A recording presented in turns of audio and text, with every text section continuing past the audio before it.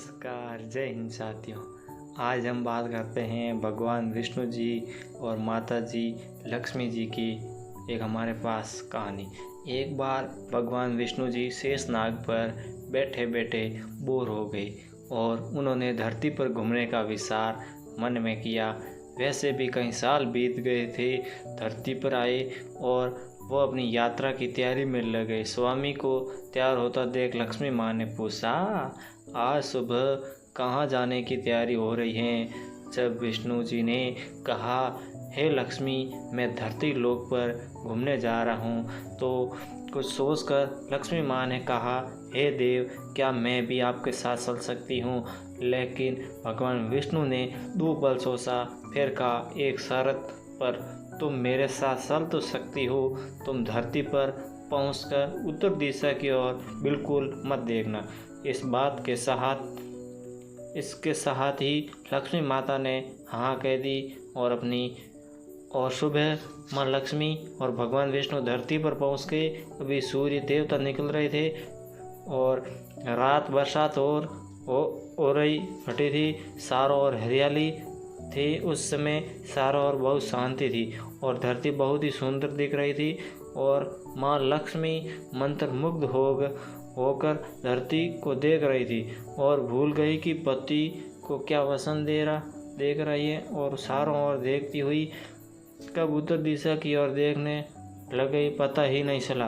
उत्तर दिशा में माँ लक्ष्मी को एक बहुत ही सुंदर बगीचा नजर आया और उस तरफ से भीनी भीनी खुशबू आ रही थी और बहुत ही सुंदर सुंदर फूल खिले थे।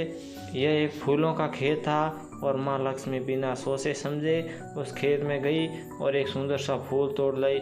लेकिन ये क्या, जब माँ लक्ष्मी भगवान विष्णु के पास वापस आई तो भगवान विष्णु की आंखें में आंसू थे और भगवान विष्णु ने माँ लक्ष्मी को कहा कि कभी भी किसी से पूछे बिना उसका कुछ भी नहीं लेना चाहिए और साथ ही अपना वचन भी याद दिलाया।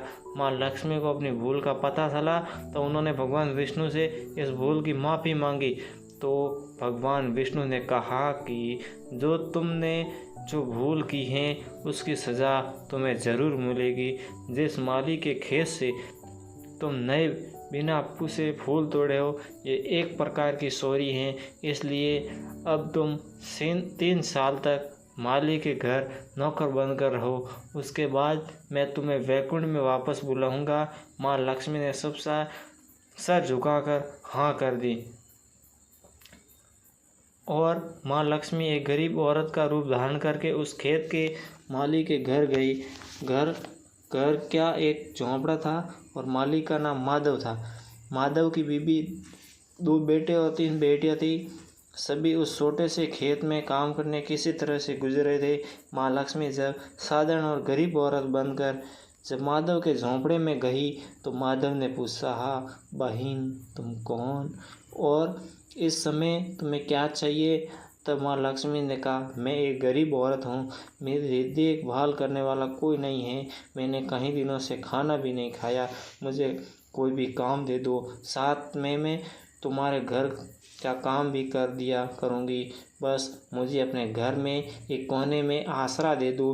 माधव बहुत ही अच्छे दिल का मालिक था, उसे दया आ गई, लेकिन उसने कहा, बहन मैं तो बहुत ही गरीब हूँ, मेरी कमाई से मेरा घर का खर्चा मुश्किल से चलता है, लेकिन अगर मेरी 3 की जगह 4 बेटी होती तो मैं भी गुजारा करना था। अगर तुम बेटी बनकर जैसा रूखा सूखा हम खाते हैं उसी में खुश रह सकती हो तो बेटी अंदर आ जाओ। माधव ने माँ लक्ष्मी को अपने झोंपड़े में गए शरण दे दी और माँ लक्ष्मी 3 साल तक माधव के घर पर नौकरानी बनकर रही।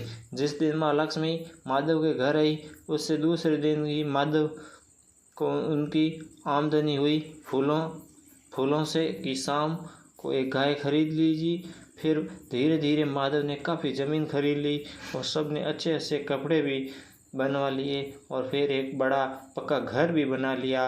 बेटियों और बीवी ने गहने भी बनवा लिए और अब मकान भी बहुत बड़ा बना लिया था। माधव हमेशा सोचता था कि मुझे ये सब इस महिला के आने के बाद मिला है, इस बेटी के रूप में मेरी किस्मत आ गई।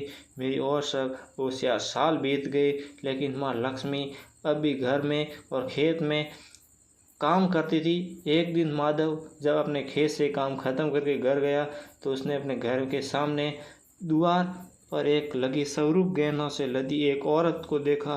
ध्यान से देखकर पहचाना गया, अरे ये तो मेरी मुँह बोली सौती बेटी यानी वही औरत, और पहचान गया यह तो माँ लक्ष्मी है। अब तक माधव का पूरा परिवार बाहर आ गया था और सब हैरान होकर माँ लक्ष्मी की देख रहे थे। और माधव बोला, माँ हमें माफ़ कर, हमने तेरे से अनजाने में ही घर और खेत में काम करवाया। हे माँ, ये कैसा अपराध हो गया है, माँ हम सबको माफ़ कर दे। अब माँ लक्ष्मी मुस्कुराई और बोली, माधव तुम बहुत ही अच्छे और दयालु व्यक्ति हो। तुमने मुझे अपनी बेटी की तरह से रखा, अपने परिवार के सदस्यों की तरह से। इसके बदले में मैं तुम्हें वरदान देती हूँ कि तुम्हारे पास कभी भी खुशियों की और धन की कमी नहीं रहेगी। तुम्हें सारे सुख मिलेंगे जिसके तुम हकदार हो।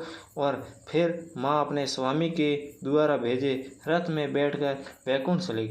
हेलो दोस्तों, तो इसमें आपको भगवान विष्णु और माता लक्ष्मी जी के बारे में बताया गया है। इसमें एक माधव नामक का व्यक्ति था, उसने अपने घर में माँ लक्ष्मी को रखा।